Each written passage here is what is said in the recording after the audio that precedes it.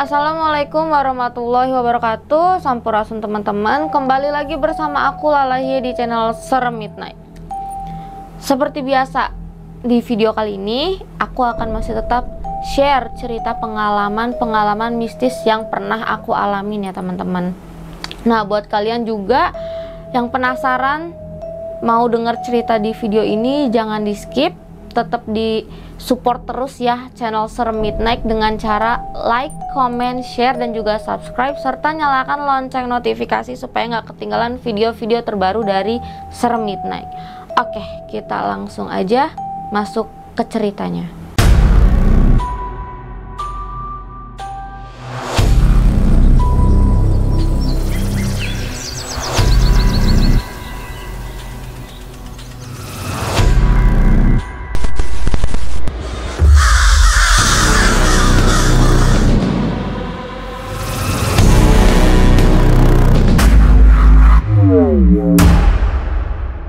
Ya, kali ini mau cerita apa nih, Lala? Aku mau share pengalaman cerita pada tahun 2015.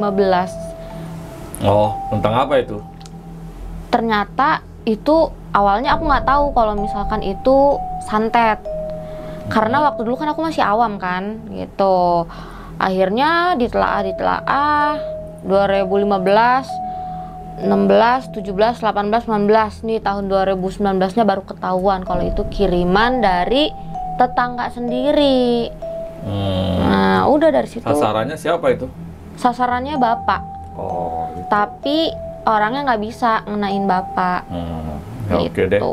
Coba ceritain lebih lengkap lagi, mungkin dari awal kok bisa ada seperti itu, terus kemudian sampai kok bisa tahu gitu, ya kan? Terus gimana ngatasinnya?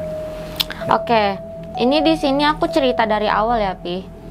Jadi pada tahun 2015 ini kan aku memang dikategorikan orang-orang yang melihat aku tuh bilangnya seperti ya, kamu tuh dikasih kelebihan dari Yang Maha Kuasa, kamu tuh dikasih gift sama Yang Maha Kuasa. Cuman aku waktu dulu kan namanya masih belum paham ya, aku belum ngerti dan belum bisa gitu loh. Cuman ya memang tahu, oh di sana ada makhluk ini, terus aku bisa berkomunikasi, terus juga kalau misalkan ada orang yang punya pegangan atau punya bawaan gitu ya, ya bisa kelihatan gitu. Cuman belum bisa memberantas, terus bisa mengetahui bahwa itu kiriman santet gitu. Akhirnya itu aku waktu itu posisi mau berangkat kerja. Aku kerja di salah satu tempat di Palmerah ya, Grand Sleepy Tower. Itu awal-awal berangkat sih aku nggak ngerasain apa-apa, Pi. Aku nggak ngerasain terjadinya hal-hal aneh atau apa gitu. Terus bapak juga berangkat. Pertama kan bapak berangkat duluan. Bapak tuh berangkat pagi ya, naik kereta yang jam 5 lewat. Kalau aku berangkatnya pas jam 6 lewatnya, pokoknya jam setengah 7-an lah, pas jam-jam kereta Rangkas Jaya gitu, masih lokal gitu kan. Terus udah tuh dari situ salim lah, kita pamit ya kan, sama mama pamit, mana pergi dulu, assalamualaikum. Udah jalan, pokoknya tuh selama perjalanan memang nggak ada ngerasain apa-apa atau kayak yang tiba-tiba. Biasa kan kalau ada something itu kita dibatin atau kita kayak ngerasa ada hal aneh gitu yang nggak nyaman atau gimana. Itu awal-awal pertama sih enggak ya. Pokoknya udah berangkat jalan, nyampe lah nih kita nih ke tempat kerjaan. Pas nyampe ke tempat kerjaan itu kisaran jam setengah 10, enggak setengah 10, pokoknya aku udah rapih dah. Pokoknya udah rapih gitu, udah rapi, udah ini nyampe jam 9 lewat lah pokoknya. Jam 9 lewat, karena kan aku dari stasiun itu jalan kaki ke Grand Sleepy gitu. Aku nggak naik angkot, aku jalan kaki karena lumayan lah jaraknya gitu. Terus dari situ udah kerja segala macem, udah kesana kesini ya kan, namanya di tempat kerjaan. Terus ada momen di saat jam-jam 12 lewat lah, atau setengah 1 apa jam 1-an, pokoknya kisaran siang-siang gitu. Aku tuh kayak ngerasa di batin nggak nyaman tuh, tiba-tiba tumben banget kayak ngerasa pengen buru-buru pulang gitu loh, hawanya pokoknya nggak enak dah. Terus di situ kayak yang ya udahlah, akhirnya gimana caranya biar aku tuh cepet-cepet pulang, aku beres-beres segala macem, aku rapi-rapi ya kan. Terus ya udah pas kisaran jam 2:30 itu aku ngomong sama ibu, aku bilang gitu kan, Bu, aku pengen pulang cepet, aku bilang kayak gitu. Terus si ibu ini ngomong, ntar aja pulangnya barengan jam kantor, katanya gitu. Itu kalau jam kantor, perasaan itu kejadian aku nggak tahu hari apa. Pokoknya aku bisa keluar itu kisaran jam 3 lewat lah, 3:30 gitu kan. Nah, pas udah waktunya nih, udah waktunya barengan sama orang kantor keluar, udah aku langsung beres-beres, rapi-rapi ya kan, buru-buru udah tuh jalan keluar dari Grand Sleepy Tower. Terus pas dari situ yang anehnya lagi, kan banyak banget angkot ya kan, angkot tuh banyak pada kosong gitu loh. Tapi nggak tahu kenapa nih kaki tuh munya cepet banget gitu jalan, kayak juk juk juk juk gitu, kayak berasa kayak ada yang ngedorong aku buat buruan pulang gitu. Tapi aku belum ngerasain apa-apa atau belum paham apa-apa di situ ya kan. Ya udah akhirnya jalan, tukang angkot mah pada teriak, neng, angkot, kata Palmera gitu kan. Stasiun, enggak bang, enggak, udah jalan aja. Itu jarak lumayan loh dari Grand Sleepy ya kan, Regina Pacis sampai ke Palmera itu, karena kan masuk lewat pasar juga kan gitu. Nyampe lah ke stasiun nih, itu lumayan. Aku jalan dibilang ngos-ngosan sih enggak ya, cuman kayak kok kayak abis lari gitu, kayak abis maraton rasanya. Nyampe nih ke stasiun, aku sempat tanya lah sama PKD gitu, kayak, Pak, kereta jam berapa ya? Aku bilang gitu, kereta lokal jam berapa ya yang ke arah Tiga Raksa, aku bilang gitu. Kebetulan kan aku tinggal di Tiga Raksa. Di situ PKD bilang gini, oh itu kisaran jam 4 lewat, 4:30-an teman-teman, 4:30. Sedangkan aku tuh pengen buru-buru, aku tuh 3:30 udah keluar kan, jam 3 lewatan gitu. Masa aku mesti nunggu 1 jam lebih sih, aku bilang gitu dalam hati tuh.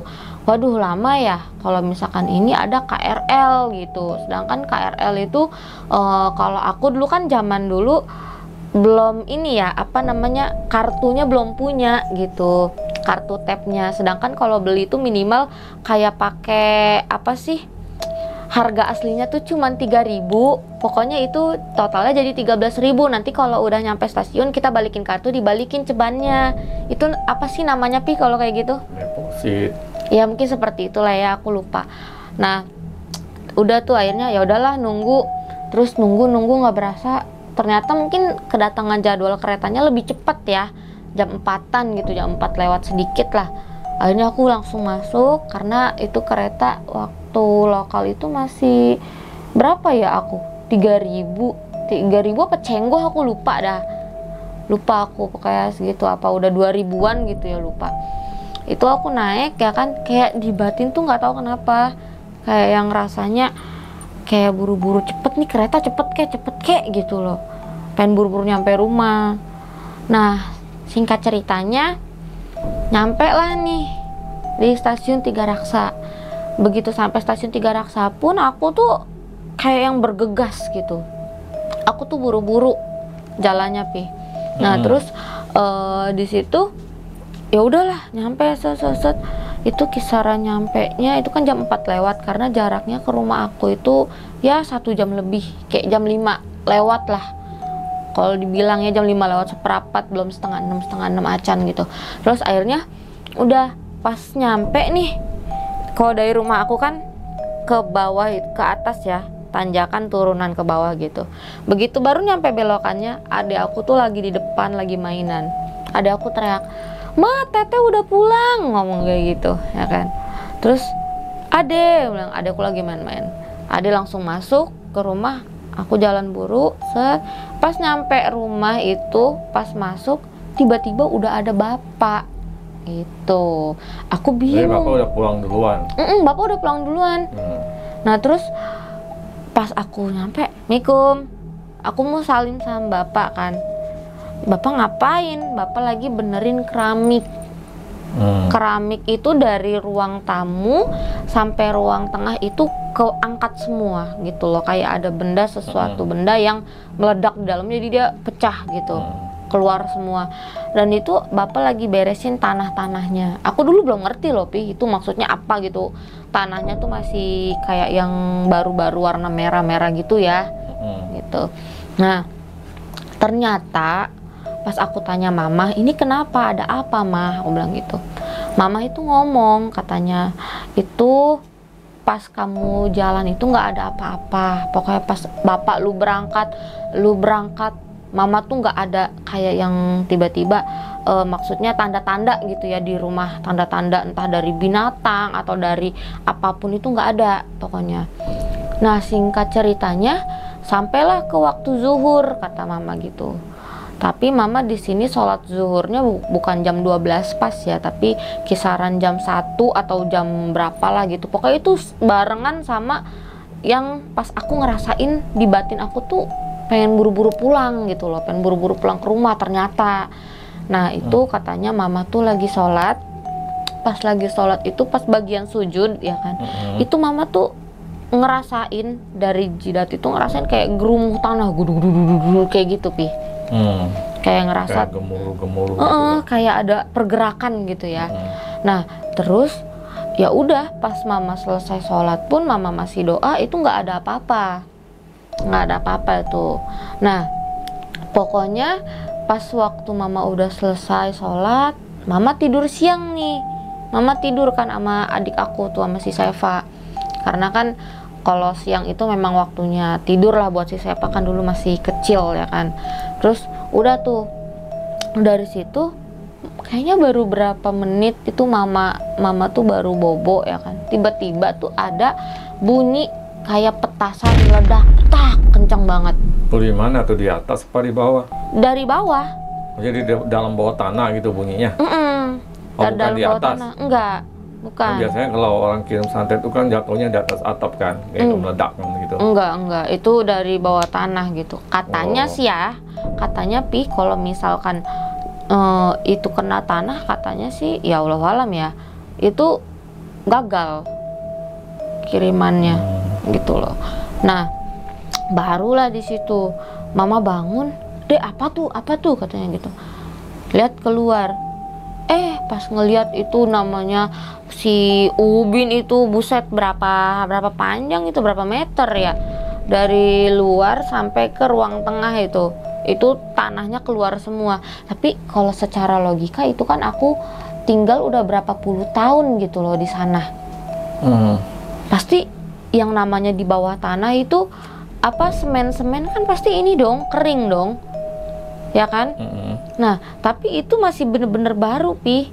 Masih si yang tanah-tanah itu masih baru. Aku belum ngerti kalau itu tanah kuburan atau apa, aku nggak ngerti lah gitu loh. Kok bisa gitu ada begituan. Nah, terus dari situ ya udah nih, si bapak tuh kayak ngeberesin apa. Ternyata mama tuh ngomong sama aku pas kejadian kayak gitu. Ya dulu kan emang aku nggak ada handphone ya, Pi ya, untuk ngevideoin atau untuk komunikasi kayak di tempat kerjaan atau mama ngabarin aku segala macem untuk nelpon aku nggak ada. Kalaupun ada HP, tapi itu zaman smartphone ya kan. Terus aku mungkin udah ada WhatsApp, tapi aku nggak pakai WhatsApp, aku masih pakainya SMS gitu sama BBM. Nah, terus kan bapak juga HP masih jadul. Terus di situ ternyata mama itu minta tolong ke tetangga. Minta tolong pas pertama kejadian itu, minta tolong ke tetangga itu untuk telepon nih bapaknya si Lala, tolong teleponin suruh pulang, karena kan bapak kerja di Jakarta gitu. Bapak seminggu sekali pulang gitu. Aku nggak tahu tuh, lupa kejadiannya hari apa. Nah, terus udah tuh akhirnya mama tuh bawa zaman dulu tuh kertas atau ada dompet yang ada tulisannya gitu loh, buat nomor telepon ya kan. Mama minta tolong ke tetangga, tolong teleponin bapaknya si Lala ya, suruh pulang gitu. Akhirnya mungkin di SMS-in atau di telepon gitu ya. sampailah bapak pulang gitu.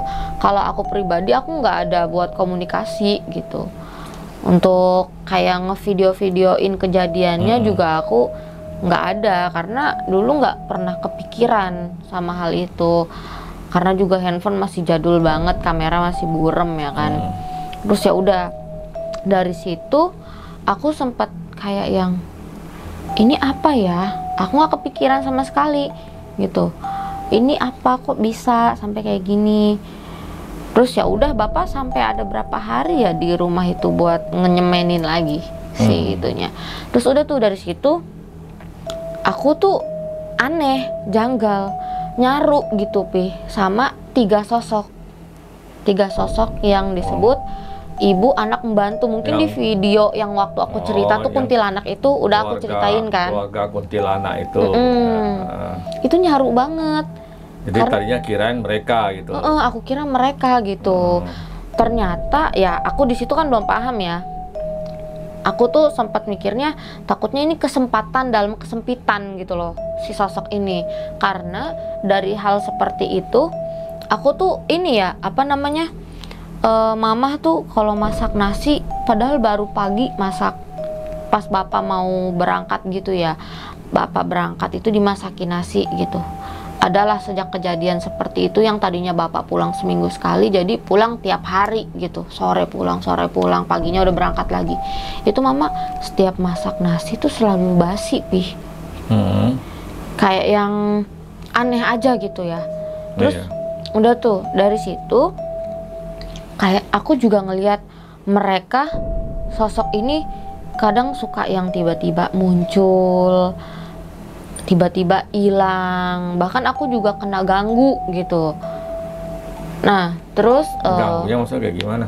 Iya, suka dibikin erep-erep. Terus kadang juga nggak tahu kenapa itu si ibunya ke aku tuh sensi banget gitu ya, nggak tahu kenapa. Tapi si anak ini ke aku tuh temen gitu loh. Itu kan udah ada ceritanya. Iya. Tapi ini kan aku sambungin ya, gitu. Aku sambungin ke yang ini karena aku kan emang bener-bener nggak tahu gitu loh. Aku pikir ya dari tiga sosok itu gitu.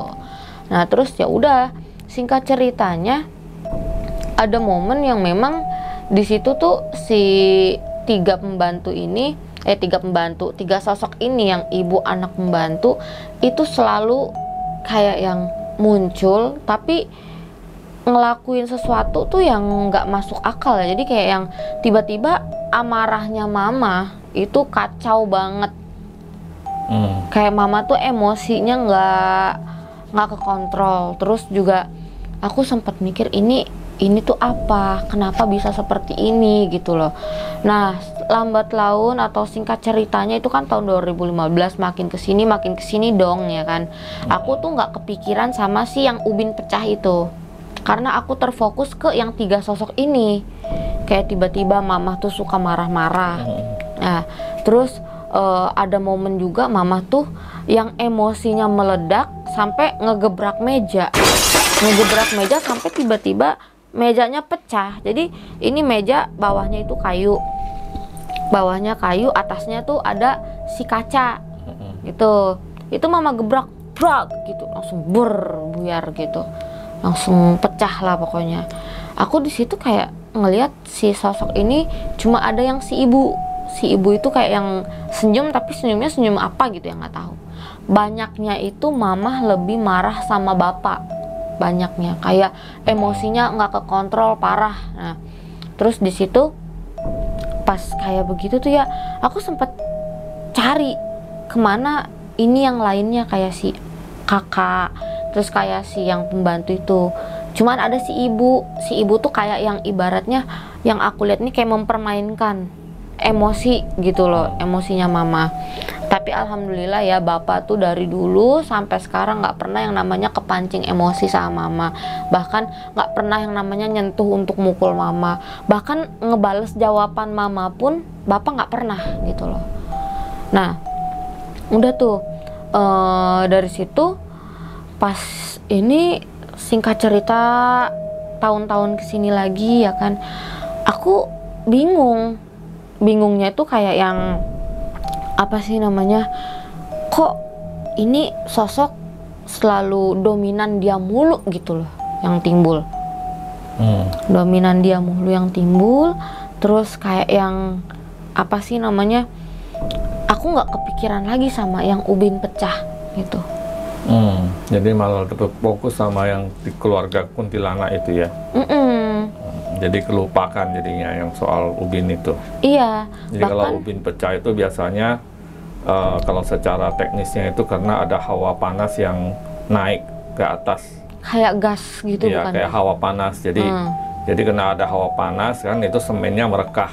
Akhirnya terjadi kayak semacam ledakan itu, pecah keluar. Itu biasanya ya kena itu gitu. Nah kalau kita tahu kan santet itu api, ya kan, api itu kan panas. Ya mungkin ada korelasinya di situ. Nah terus dari situ Pi, setiap aku tidur ya, ini singkat ceritanya, aku cepetin aja gitu lah ceritanya. Itu si sosok ibu itu sering banget bikin aku rep-repan. Sampai ada momen yang dimana aku ini emang bener-bener masih belum ngerti gitu, masih belum paham. Aku tidur kan di atas, kamar aku di atas. Itu tiba-tiba aku ngedenger ada suara mamah manggil aku, Neng, kayak gitu. Nah aku pikir gini, wah ini kayaknya mamah nih naik ke atas nih, gitu loh. Akhirnya aku langsung buru-buru lah pura-pura tidur. Biasanya kan mama kalau naik ke atas itu pakein aku sovel gitu. Tapi pas aku pura-pura merem, kok nggak ada nih, aku bilang gitu dalam hati aku, kemana nih mama nih, kok nggak naik-naik gitu. Biasanya kan mama suka pakein aku sovel gitu. Akhirnya kayak aku udah merem-merem ayam, tiba-tiba badan aku kaku, badan aku tuh. Terus nggak lama ada yang ngegerakin kasur sembari teriak, lah, teriak kayak gitu. Wah, aku kaget dong, ya kan. Aku mau melek susah, aku mau ngomong susah, sampai tiba-tiba aku berusaha melek ya kan. Aku baca segala macam, baca Al-Baqarah nggak bisa, terus baca surat-surat pendek nggak mempan. Mempannya pas baca Al-Fatihah tuh, baru mempan tuh. Di situ langsung pas aku ngeliat ada sosok perempuan, itu tangannya nih kayak ceker ayam, tangannya tuh kulitnya serem banget, kukunya panjang kotor, terus rambutnya ambak-ambakan. Terus juga di situ ada yang ngomong dari dalam batin aku, tapi suaranya laki-laki. Ngomongnya, siapa kamu gitu, tunjukin muka kamu, karena dia tuh di atas badan aku bener-bener begini kayak gitu. Akhirnya dia nunjukin lah mukanya Pi, dia tunjukin kayak begini kan, set, dia tunjukin kayak gini. Itu aduh serem banget mukanya, kayak tengkorak, banyak darah, terus ada belatungnya juga ya. Terus matanya juga mau ngoplok gitu. Di rambutnya tuh banyak sampah-sampah kayak pohon, kayak berantakan banget, kayak nggak keurus gitu lah. Bajunya udah lusuh banget dah, kotor gitu, kayak baju yang abis dari orang becek-becekan di tanah merah gitu. Pokoknya parah banget. Situ langsung aku tuh ini tangan aku dua-duanya kayak langsung otomatis begitu. Udah dia pergi, ngedorong dia pergi, itu tembus ke gudang. Jadi kamar aku ini sebenarnya satu ya kan, tapi sama bapak disekat gitu, jadiin dua. Karena dulu tuh buat yang kamar depan itu aku, kamar belakangnya itu untuk abang aku, anak-anak gitu kan. Tapi anak-anak nggak tidur di situ, anak-anak di bawah. Nah terus udah tuh pas kayak gitu aku sempet kayak mikir, bangun nggak ya, ah enggak lah, lanjut tidur lagi. Aku lanjut tidur lagi Pi. Terus pas aku lanjut tidur lagi, tiba-tiba aku nyium bau tuh nggak enak banget, baunya tuh kayak bau bangke gitu ya. Pas aku lihat, jadi jendela kamar aku ini yang langsung ngeplong gitu, dia bukan yang ada kacanya, enggak, apa ya namanya, pokoknya dia langsung ngeplong aja kayak gitu jendelanya. Nah itu di situ ternyata ada yang lagi ngintip aku. Terus sosoknya pocong. Iya, pocong Pi. Itu serem banget. Jadi kayak yang sumpah bau jelek, kayak yang di situ aku marah, kayak bisa nggak sih lu jangan ganggu gua, kayak gitu. Karena kan aku mikirnya kayak abis digangguin kayak gitu pengen lanjut tidur lagi, ngantuk gitu loh. Terus pas mata aku ngelihat ke atas begini kan langsung tembus tuh ke langit gitu loh, ke awan. Tiba-tiba ada bau nggak enak, ya itu si pocong. Aku bentak begitu dia langsung pergi. Itu kena mental kali ya kalau aku ngomelin kayak gitu. Nah akhirnya ya udah, dari situ aku langsung inilah, ambil guling, ambil selimut, aku pindah ke bawah. Pas aku pindah ke bawah, itu tidurlah di dekat bapak, tapi di pantatnya bapak gitu kan. Mungkin aku ketendang kali sama mama gitu ya. Mama sampai teriak, setan loh, gitu kan. Pas lihat, apa Ma ini Neng? Kenapa kok pindah gitu ya kan? Terus akhirnya aku ngomong ke mama, tadi di atas Neng digangguin Mak. Mama langsung bangunin bapak, tuh anak lu tuh digituin, digangguin. Bapak bangun dong ya kan. Aku bilang ke bapak, itu tadi Neng digangguin sama cewek, aku bilang gitu, kayak ibu-ibu ya kan. Terus ya udah, dari situ akhirnya aku tidurlah di situ ya kan. Mama langsung gini, di mana kata mama gitu. Di mana sini? Mama bawa sapu lidi aren tuh, geprakin di atas ya kan.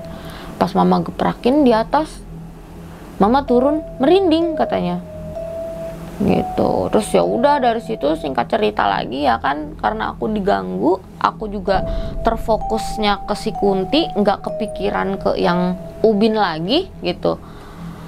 Sampai ada momen yang bener-bener memang sosok itu meresahkan banget ya, si kuntilanak ini, 3 kuntilanak. Kayak yang dia tuh mau ngambil sesuatu dari aku gitu. Sampai kayak yang apa ya, aduh susah sih ngomongnya gimana ya, aku nggak paham.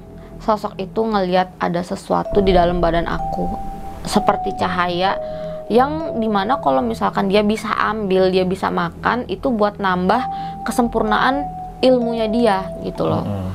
Kayak jadi mungkin dia abadi lah atau dia gimana lah, nggak ngerti. Karena di situ aku selalu yang bener-bener mau diambil, mau ditarik gitu. Singkat ceritanya juga ada, maksudnya kayak yang langsung lah ke intinya nih ya. Dimana papaku tuh emang lagi di Jakarta ya kan. Aku langsung ke intinya tujuan si kuntilanak ini gitu. Karena saking nggak kepikirannya ke Ubin yang tadi itu, si Kunti ini sampai bener-bener neror ke aku, kayak aku mau diapain nggak paham. Aku sampai nangis kejer. Bahkan kalau mama keluar rumah pun, baru nyampe pintu aja aku langsung nangis, kayak jangan tinggalin Neng takut gitu loh. Karena emang dia nggak bisa turun ke bawah, batas dia hanya di tangga. Karena kalau di bawah itu memang udah wilayahnya beda gitu, wilayahnya memang yang bapak punya leluhur lah yang menjaga gitu. Jadi dia kalau turun ke bawah nggak bakal berani gitu. Udah dari situ sampai kayak yang aku nih kayak anak bayi gitu tidur aja aku pakai kaca, pakai apa sih Yasin, terus pakai gunting yang ada banglenya gitu loh. Itu aku tidur mesti pakai gituan. Jadi di saat kalau misalkan ada sosoknya turun, aku udah kebangun duluan gitu loh. Kebangun karena ngelihat dari si cermin ini. Kacanya gede, bukan kaca yang kecil segede gini, bukan. Nah, di situ ya memang saking takutnya. Terus kalau kata orang zaman dulu ya, kalau kita ngebakar cabai sama garam, terus kalau misalkan bunyi berebet gitu, itu tandanya ada sosok astral di situ gitu. Allahualam ya, ini kalau kata mama sih bilang, ini kalau kata moyang kamu nih gitu kan. Kalau di kampung mah begitu mungkin ya. Mama bakar lah itu cabai, garam, maghrib bunyi kenceng kayak petasan. Akhirnya aku langsung nangis, mama itu mah di atas aku bilang gitu. Jadi sosoknya itu mau turun gitu loh, tapi si ibu ini doang. Kalau si kakak sama pembantu mah diem aja gitu loh. Terus ya udah tuh, dari situ kayak yang langsung udah gimana caranya di telepon malam ini tuh bapak lu pulang gitu, bapak lu pulang. Ya udah, kita hubungin bapak ya kan, kita hubungin. Bapak pulang naik kereta Patas, kok dulu tuh masih Patas ya kan. Udah, akhirnya langsung lah bapak malam itu tidur di situ. Terus di ruangan yang aku tidur, karena kan aku nggak di atas kan tidurnya, takut gitu. Aku di kamar nih sama mama sama adik aku ngetek banget tidurnya tuh. Udah dari situ tiba-tiba pas malamnya ya, bapak langsung, mama pegangin si Lala, dipegangin si Lala katanya, suruh pegangin. Akunya nangis. Pas bapak ngomong kayak gitu aku nangis tuh. Terus adek aku juga nangis kayak, teteh jangan pergi, jangan pergi. Karena memang si sosok ini mau, entah dia tuh mau ngambil sesuatu dari aku gitu loh. Mungkin Allahualam ya, nauzubillah min dalik ya. Kalau misalkan sampai amit-amit kalau aku keambil sama dia, mungkin aku udah nggak ada gitu loh. Sukmanya mungkin diincar sama dia. Terus kan di situ bapak sembari takbir 3 kali ya kan, injek bumi, Allahu Akbar kayak gitu. Kepental tuh sosoknya. Langsung lah aku bapak dipagerin ya kan, mama juga meluk aku. Ternyata abang aku itu belum tidur, dia masih abis main game gitu. Abang aku langsung masuk nih, ada apa kayak gitu. Jadi abang aku tuh dulu masih zamannya Mobile Legend ya, mungkin 2016-17 apa segitulah gitu, aku lupa. Nah itu pas abang aku masuk ya kan, kenapa itu si Neng katanya, si Lala tuh mau diituin tuh sama sosok katanya gitu kan, mau ditarik, mau diambil gitu. Terus ya udah, abang aku di situ langsung kayak, tadi Nana sempet mau ngambil minum ke kulkas ya kan, baru buka kulkas mau minum tuh tiba-tiba ada yang nimpuk Nana pakai pasir katanya. Kayak gitu. Logika nggak sih kayak yang itu plafon loh, maksudnya kalaupun ibaratnya ada tikus ya nggak mungkin segenggaman pasir gitu. Kayak ada yang nimpuk gitu. Nah, ngerasainnya seperti ada kena pasir tapi nggak ada pasirnya. Nggak ada. Gitu. Nah, terus dari situ ya abang aku sih nggak mikir apa-apa karena memang dia karakternya terlalu cuek ya sama hal-hal mistis. Terus udah tuh dari situ, singkat ceritanya langsung lah nih kayak yang sosok ini udah mulai dipagerin gitu sama bapak ya kan. Berapa tahun kemudian lah, semenjak aku udah beranjak nih, aku udah nggak digangguin lagi. Terus sosoknya juga kayak yang tiba-tiba berubah jadi baik atau gimana, aku nggak ngerti ya. Jadi nggak ada nyenggol-nyenggol ibaratnya mainin emosinya mama atau apa tuh, nggak ada. Singkat ceritanya udah langsung ke tahun 2019 nih, dimana aku tuh kayak yang penasaran gitu, kepikiran lagi itu yang si Ubin ini karena apa gitu loh. Nah di tahun 2019 ini aku bertemulah sama temen aku yang namanya Cindy, yang dimana dia juga punya kelebihan. Jadi kayak dia tuh bisa cari tahu orang yang ibaratnya ngirim sesuatu, karena dia tuh memang bisa melihat garis benang merahnya itu dari mana gitu loh. Terus akhirnya aku sama teman aku melakukanlah kayak semakin diasah ya kan. Teman aku ini menemukan gitu loh, ternyata yang kejadian di tahun 2015 itu kiriman dari tetangga aku. Tetangga hanya beda RT aja gitu loh. Kenapa dia kirim itu? Nah, aku ingat-ingat lagi. Di situ kan teman aku ngomong gini, ini ciri-cirinya rumahnya seperti ini, besar katanya. Sampai dia sebutin kayak gentengnya warna apa segala macem. Terus ada inisial hurufnya apa, dia sebutin ke aku. Pas aku mikir, masih deket rumah, aku bilang. Iya nggak jauh rumah kok, katanya cuman beda berapa gang doang katanya gitu kan. Terus rumahnya warna ini, sampai kita ngecek di Google, yang bener-bener Google itu kelihatan rumah-rumah gitu yang kayak peta gitu lah. Nah terus Pas kita cari, terus disamain sama inisialnya juga. Yang dia lihat itu ada 2, inisial orang pertama ini, inisial orang kedua ini, gitu. Dan itu katanya rumahnya nggak jauh, dia bilang. Teng, langsung ketahuan sama aku di situ juga, langsung kepikiran, Pi. Waduh, aku bilang, aku inget dulu bapak sempat ada, ya jokes bapak-bapak kali ya, bercandaan orang tua kali, kayak yang bapak nih mau udah bayar sesuatu ya kan, dan pas kembalian ternyata uangnya kurang gitu. Tapi bahasanya bapak, waduh uangnya kelebihan nih, ngomong kayak gitu. Ya aku nggak tahu kalau orang itu mungkin lagi sensitif, mungkin lagi dapat haid kali itu cowok ya gitu. Emosinya mungkin kayak yang tersinggung banget gitu ya kan. Terus ya udah tuh, ternyata dari situ dia mungkin kesel ya kan.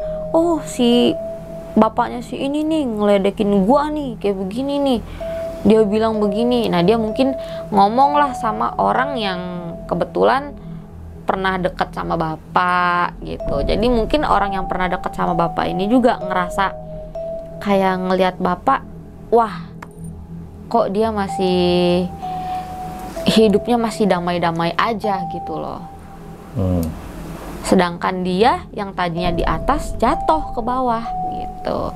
Jadi kayak apa sih, mungkin dia iri gitu, Pi. Nah terus di situ juga pas inisial yang satunya lagi aku cari-cari, ternyata yang inisial satunya ini bisa disebut dengan Ustadz gitu. Nah terus dari situ, wah jadi pas sempet temen aku ngebantu aku juga untuk, ayo lah lu asah lagi, lu bisa kok, lu flashback segala macem. Pas aku lihat ternyata kayak si yang orang pertama ini yang pas bapak bilang, oh ini kembaliannya kelebihan nih, dia ada ketemu si orang, kita sebut aja si A. Dia ketemu si A, terus dia bercerita, dan si A juga mungkin ngelihat bapak tuh iri karena bapak tuh masih stay dari 2007 sampai saat ini di kerjaannya. Padahal kalau dibilang bapak tuh kerjanya apa sih, bapak cuman ekspedisi loh gitu, ekspedisi doang, gaji nggak seberapa, tapi ya alhamdulillah jadi masih stay terus bapak tuh, alhamdulillah masih sampai sekarang kerjanya. Sedangkan dia mungkin yang dulunya bisa dibilang ada jabatan, terus dia jatuh ya kan, sampai ya kalau dibilang di tahun berapa itu aku nggak tahu, meninggal karena ya bumerang ke dirinya sendiri gitu, Pi. Nah jadi orangnya udah meninggal gitu, udah nggak ada.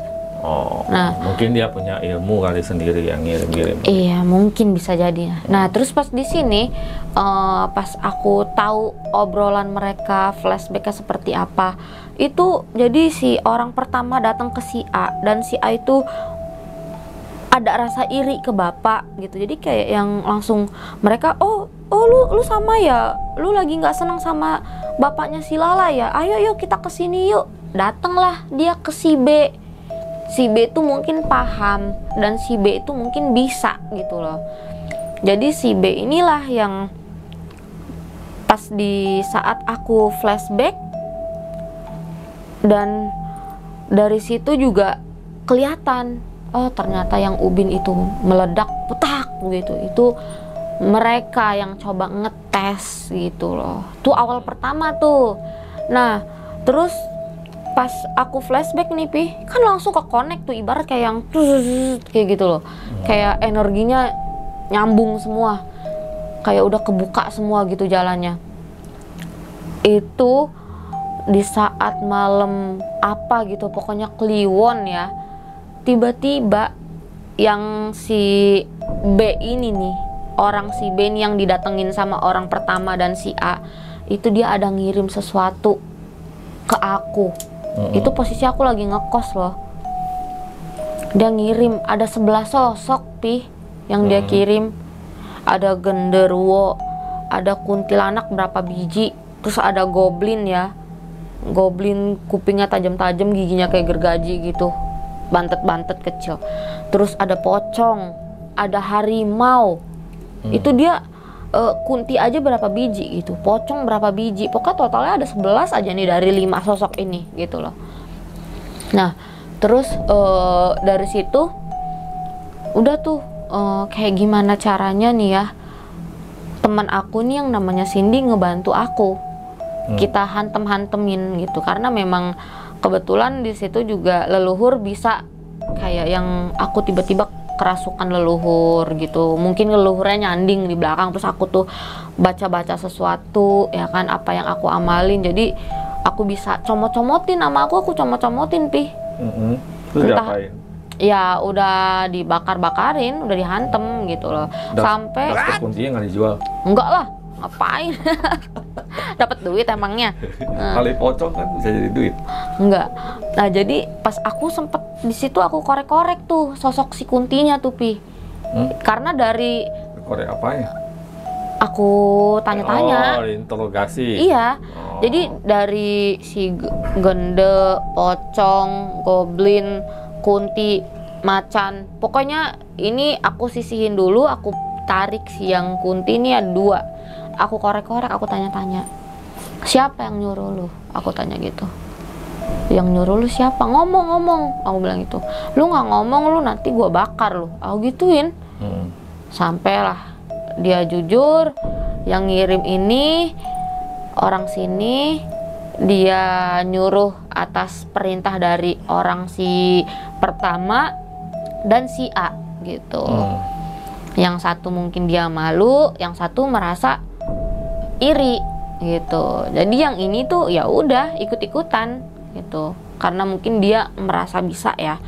Terus akhirnya pas udah kayak gitu, udah tahu siapa nih dalangnya, udah aku babat-babatin, set, yang macan juga aku babatin aja. Sisain nih yang genderuwo. So dibabatin, diapain? Ya dibakar. Udah dihantem gitu. Dulu kan karena dulu tuh memang masih belum ini ya, belum bisa kontrol emosi, karena ngerasa lu jahat lu sama keluarga gua, keluarga gua salah apa sama lu gitu ya kan, sampai segitunya lu manusia, jadi kesal ke manusianya juga gitu. Terus udah sisain si gende, tapi udah dibikin cacat dikit lah gitu, lempar, balikin pulang. Kaget orang sono, waduh katanya, mungkin si gendenya juga laporan kali yang ngelakuin ini anaknya perempuan gitu.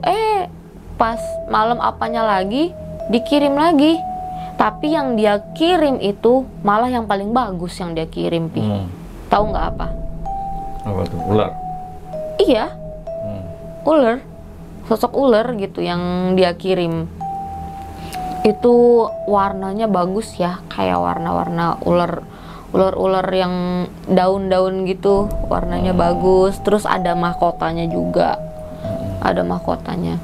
Terus aku giniin, lu kan tahu pas begitu ularnya ini ya datang ke aku kayak yang mau nyelakain, intinya tuh kayak gini, yang kuatnya dulu dihancurin. Kalau yang kuatnya hancur, yang kuatnya nggak ada, otomatis orang tua lemah gitu loh. Kayak kehilangan anak segala macem ya kan. Oh nggak bisa, aku bilang gitu, nggak bisa, lu nggak bisa gituin gua gitu. Akhirnya aku tarik tuh, sempat mau kabur sosoknya, aku tarik, aku masukin ke botol kan. Aku komunikasi. Enggak lah, ngapain koleksi begituan. Aku bukan tipe yang koleksi-koleksi, ngapain. Ini ambil mahkotanya pakai. Enggak, ngapain. Nanti jadi ratu ular. Ngapain. Enggak lah, aku nggak kayak gitu. Nah, terus di situ aku korek-korek lagi, aku tanya, maksudnya apa, tujuannya apa gitu loh.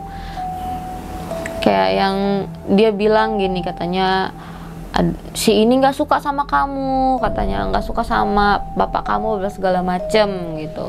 Sampailah gimana caranya mau ngejatohin bapakku, tapi nggak bisa-bisa, minimal yang kuatnya dulu katanya gitu. Aku bilang, kuat gimana, aku nggak bisa apa-apa, aku bilang kayak gitu kan. Terus ya udah tuh dari situ, kamu emangnya dikasih makan apa sih sama orang itu, kok nurut banget? emang kamu dikasih sajen, emang kamu dikasih ini, kamu kan dikurung, aku bilang gitu. Udahlah, ngapain cari tuan yang bagus sana, aku bilang gitu. Udah nego segala macem, akhirnya ya udah dari situ si yang terakhir ini ular aku nggak tahu ya, pokoknya aku lempar tapi nggak aku balikin ke orangnya. Jadi dia pergi gitu loh, milih ibaratnya cari tuan atau ke tempat yang lebih aman, yang lebih bagus gitu kan, kasihan dia diperbudak kayak gitu. Karena kamu bisa tahu yang salah siapa. Terus udah tuh, dari situ dia kebingungan, Pi. Sempat bingung kayak, ini kodam-kodam gue pada kemana ya? Kayak gitu. Nah, terus ada momen dimana aku ini pulang ke rumah lah gitu, karena kan udah libur ya kan. Pulang ke rumah, kebetulan pas banget ketemu si yang A nih. Si yang A tuh tiba-tiba ngeliatin aku aja ya kan, kayak ngeliatin aku kayak nggak seneng gitu, kok mungkin dalam hati nih orang nggak kenapa-napa gitu ya. Nah terus aku tuh kan ada sholat ke masjid ya kan, aku sama adik aku sholat ke masjid. Karena aku tahu ibaratnya si dukunnya lah gitu loh. Aku suruh adik aku, dek, ada itu tuh, salim sono, salim. Aku suruh salim. Pas udah pada pulangnya gitu kan, aku ngintilin di belakang adik aku. Pas aku mau salim, dia nggak mau kepegang sama aku tangannya, ngindar gitu. Ya makin kelihatan lah sama aku gitu, makin aku tahu lah udah mana di samping kanan kirinya dia dijagain sama algojo gede-gede gitu. Terus kalau jalan dadanya tuh gini banget gitu kan, ya elah gitu. Udah dari situ akhirnya ketahuan ya kan. Ada momen lagi di saat pas aku udah waktunya balik ke kosan karena besok ke kerja. Itu selama aku di perjalanan, Pi, aku diikutin. Jadi si yang A ini dia mungkin punya pegangan juga, dia ngirim ke aku buat mantau aku supaya aku di jalan itu bisa kecelakaan. Kayak gitu. Aduh. Apa tuh? Sama genderuwo, tapi genderuwonya tuh udah kayak buto ya, apa gitu ya, kayak buto hijau gitu dah pokoknya. Gede banget, pokoknya serem dah gitu. Nah terus dari situ udah kayak yang berapa kali dia tuh kayak ngelemparin api tembakan biar aku tuh mungkin kayak yang nanti aku kalau misalkan naik ojek di motor nih kecelakaan, atau nanti motornya kenapa gitu loh, si gojeknya kayak gitu. Terus udah tuh dari situ aku tarik sosoknya, aku tarik ya kan, karena gedek banget ya. Udah aku minta atas izin Allah ya kan, minta leluhur lah, bawa gitu nyampe kosan. Pas nyampe kosan aku kabarin orang rumah, Pak, nih Neng dikirimin ginian nih, tadi di jalan seperti ini gini. Bapak bilang udah hantem aja digituin, bakar kata bapak. Ya udah atas izin Allah ya kita bakar gitu. Kita bakar, kita hancurin. Orang sana kerasa gitu ya. Dari situ lah, Pi, mereka si yang dukunnya nggak ngirim-ngirim, si orang pertama juga udah diem, terus si yang A juga sama diem. Begitu aku bakar, aku balikin lah abu gitu ya kan, tuh aku balikin. Sama begitu ini sempat baca-baca, aku bikin seperti ya atas izin Allah aku balikin, aku gebrak bumi gitu. Ya kena ke dia, ketulah. Terus dari situ lepas mungkin sebulan kemudian dapat kabar meninggal gitu. Ya mungkin memang sebelumnya dia ada sakit kali ya, mungkin ya Allah walam gitu. Tapi nggak wajar, aneh gitu sakitnya. Karena dari situ pas kayak begitu kan sebulan kemudian baru dapat kabar. Tiba-tiba mama aku ngabarin, Neng ini innalillahi katanya gitu. Yang mana tuh? Yang Ustadz itu apa yang A? Yang gitu. Kirim argojo, yang dia mau jatuhin aku, yang mau membunuh aku lah pokoknya. Udah di situ ya memang udah waktunya. Jadi apa yang dia buat itu yang dia tuai gitu aja. Kayak gitu. Udah dari situ udah ketahuan siapa ininya. Bahkan kalau ketemu ngeliat orangnya nunduk terus gitu loh, nggak pernah mau natap muka. Bahkan aku sampai sengajain loh Pi, kayak yang sama adik aku jalan-jalan sore naik sepeda ngelewatin depan rumahnya, aku sengajain gitu, karena aku lebih suka orangnya mana sih nih, lu mana gitu kan, macem-macem lo sama keluarga gua abis lo kayak gitu. Udah dari situ mana ada orang mau ngaku, emang iya. Zaman dulu, zaman dulu mah pendekar tuh mah sportif, pendekar langsung datang nantang, lu hebat ya, sini nantang, langsung bawa golok, bawa apa nih, kebal saya langsung nantang gitu. Kalau zaman dulu, zaman dulu mah orang-orang punya ilmu itu satria. Kalau nggak suka langsung nantang. Zaman sekarang kan pengecut.